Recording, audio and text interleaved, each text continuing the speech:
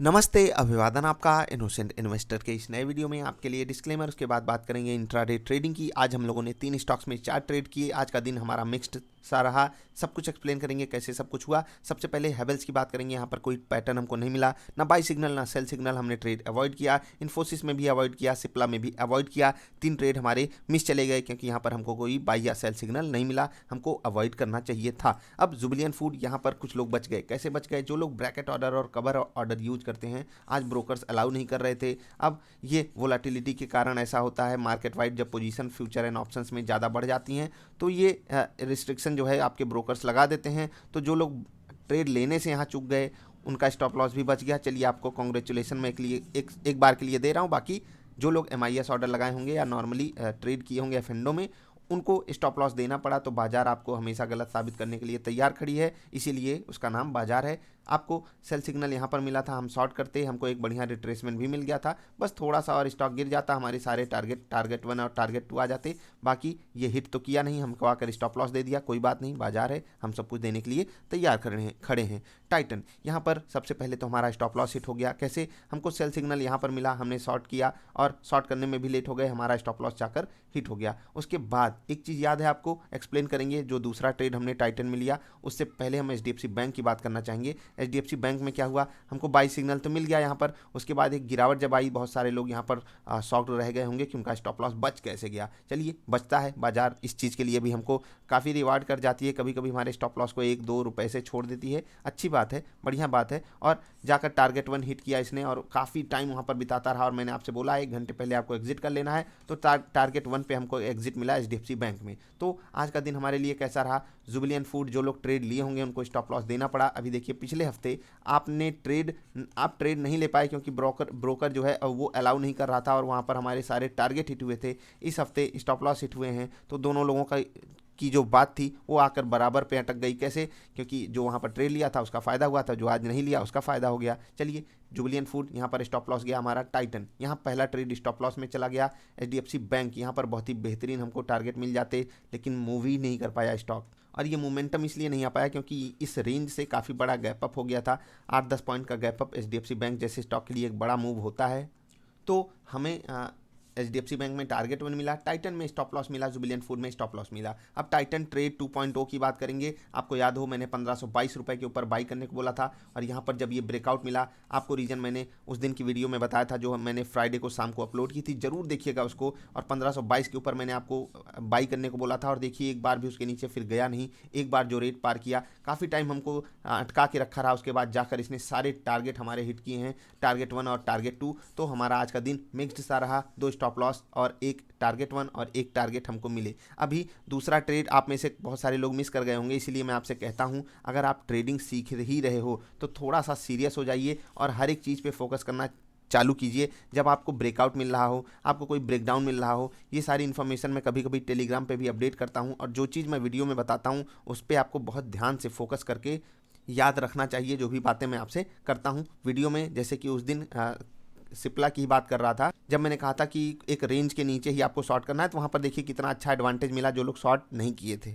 और आज मैंने कहा था कि 1522 के ऊपर आपको टाइटन खरीदना चाहिए, तो कितना बढ़िया मूव दिया, आप वही चीज़ देख लीजिए। और ये कोई इसमें बहुत बड़ी गणित लगाने की ज़रूरत नहीं है, आपको सब कुछ चार्ट पर दिखाई देता है, वही चीज़ें इंप्लीमेंट बस करनी होती हैं ट्रेड करने के लिए। चलिए, कल के विस्फोटक स्टॉक्स की बात करें। रिलायंस 2000 का लेवल, अब रिलायंस बहुत तगड़ा मूव देने वाला है, इतना समझ लीजिए। अगर आप बाजार पॉजिटिव गई तो रिलायंस ही होगा जो उसको ऊपर लेकर जाने वाला है। याद रखिएगा, अगर रिलायंस यहाँ फेल होता है तो बाजार 14,000 नहीं पार कर पाएगी। अकॉर्डिंग टू मी, मैं गलत होने के लिए तैयार हूँ, लेकिन अब मुझे लगता है कि रिलायंस ही बाजार को डायरेक्शन दिखाने वाला है। जिस तरफ भी दिखाए, तैयारी बनाकर रखिएगा। अगला स्टॉक रहेगा भारती एयरटेल। भारतीय एयरटेल में क्या करना है, बढ़िया स्विंग सपोर्ट पर आकर खड़ा हो गया है। अब ये सपोर्ट इसके लिए बड़ा इसलिए है, आप जब पीछे जाकर चेक करेंगे आपको बातें सारी पता चलेंगी। 520 का लेवल सच में बढ़िया है, बाजार भी पॉजिटिव चल रही है। अगर एक और दिन बाजार चलती है तो 15-20 रुपये का भी मूव दे सकता है, जो कि 3 से 4% का हो सकता है। हम कैप्चर करने की कोशिश करेंगे पॉजिटिव साइड। नेगेटिव साइड क्या करना है आपको, 500 518 रुपये, ये लेवल ध्यान में रखिएगा। पिवट पॉइंट के हिसाब से 518 रुपये के नीचे ही आपको शॉर्ट ट्रेड एग्जीक्यूट करना है अनटिल एंड अनलेस की स्टॉक गैप अप ना कर गया हो, तब नेगेटिव सेल सिग्नल, मतलब गैप अप करके अगर आपको सेल सिग्नल देता है तब आप वहाँ पर ट्रेड ले सकते हो। अगले स्टॉक की बात करेंगे तो वो रहेगा ICICI बैंक। यहाँ पर ऊपर के लेवल पे रेजिस्टेंस है। देखिए अगर बाजार नेगेटिव होती है तो हमको बहुत बढ़िया यहाँ पर ट्रेड मिल सकता है। बढ़िया ट्रेड ढूंढने की हम कोशिश कर रहे हैं। पॉजिटिव होता है तो 522.50 रुपये इसके ऊपर आपको ट्रेड लेना है। ध्यान इसी बात का दीजिएगा। अगर आप पॉजिटिव ट्रेड ले रहे हो, रेजिस्टेंस तो बन रहा है ऊपर, उस पर आपको फोकस करना है। और एक और स्टॉक जो रहेगा वो रहेगा आज का इन्फोसिस ही। इन्फोसिस में बहुत बढ़िया पैटर्न मैंने आपको समझाया हुआ था पिछले हफ्ते भी। ये जो गैप फिलिंग की वैल्यू बची हुई है, इस पे इन्फोसिस बड़े आराम से 1200 तक फिसल सकता है। ये एक प्रॉफिट बुकिंग आ सकती है इन्फोसिस में, तो इसके लिए हम तैयारी बनाकर रखे हुए हैं। यानी कि नेगेटिव ट्रेड में हमको बड़ा मोमेंटम मिल सकता है। 1 से 1.5% का ट्रेलिंग स्टॉप लॉस का यूज करते हुए हम बढ़िया ट्रेड ले सकते हैं। पॉजिटिव साइड मेरी कन्विक्शन अभी इस वक्त के हिसाब से कम है। बाकी आपको 1244 के ऊपर अगर पॉजिटिव ट्रेड मिलता है, हम आप बढ़िया ट्रेड वहाँ पर कर सकते हैं। फोकस रखिएगा इन सभी स्टॉक्स पे। तो बस यही थी आज की वीडियो। आपको हमारे साथ जुड़ना है। बाई सिग्नल सेल सिग्नल कहाँ पर जनरेट होता है, उसके लिए आप हमारे साथ अकाउंट खोल लीजिए। अभी अकाउंट फ्री में खुल रहा है, याद रखिएगा इसको। शायद 1 तारीख तक, हाँ 31 दिसंबर तक अकाउंट फ्री में खुल रहे हैं। तो आप बिल्कुल फ्री में हम हमारे साथ जुड़ सकते हो। और मैं आपसे एक रिक्वेस्ट करूंगा, जिस दिन हमारे टारगेट हिट होते हैं उस दिन की वैल्यू मत देखिए, आप कम से कम 8-10 दिन की वीडियो देख लीजिए। आपको ये पता होना चाहिए कि हम किस रेशियो में हमारे टारगेट हिट होते हैं, किस रेशियो में हमारे स्टॉप लॉस हिट होते हैं। तब हमारे साथ जुड़िएगा, तब आपको बेटर एक्सपेक्टेशन भी रहेगी और हम तब आपकी अच्छे से मदद भी कर पाएंगे। मैं आपसे कहता हूँ इंट्राडे ट्रेडिंग जो है वो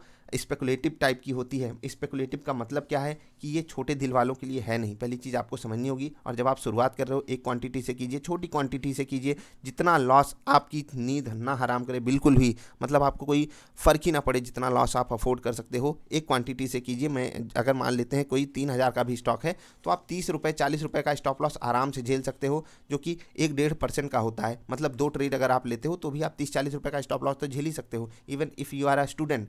तो मैं आपसे कह रहा हूँ, सीखने की कोशिश में इतना तो आपको बाजार को देना पड़ेगा। और जब आप सीखते हुए आगे चलोगे, तब आप एक प्रॉफिटेबल पैटर्न पे जब काम करने लगोगे तो वहाँ से आपका रिवार्ड चालू होगा। पहले दिन से रिवार्ड नहीं देती है बाजार, याद रखिएगा।